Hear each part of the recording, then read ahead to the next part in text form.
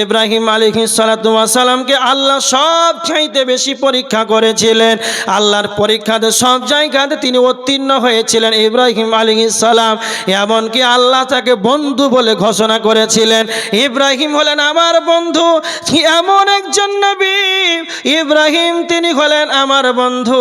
আল্লাহ তা ঘোষণা দিয়েছেন কিয়ামতের ময়দানে আজারের সঙ্গে তার পিতার সম্মুখে যখন দেখা হবে, সাক্ষাৎ হবে তার বাবার সঙ্গে সন্তানে, তখন ওই সময় তাই ইব্রাহিমের আব্বা বলবেন, ইব্রাহিম রে, আজ তুমি আমাকে যা বলবে আমি সমস্ত কিছুই মেনে নেব। তার মানে সেই সময় এই কথা শোনার পর হযরত ইব্রাহিম আলাইহিস সালাতু ওয়াস সালাম আল্লাহকে বলবেন, আল্লাহ আপনি তো বলেছিলেন, আপনি তো বলেছিলেন ইব্রাহিম তুমি আমার বন্ধু, তোমাকে আমি অপমান করব না কিয়ামতের ময়দানে।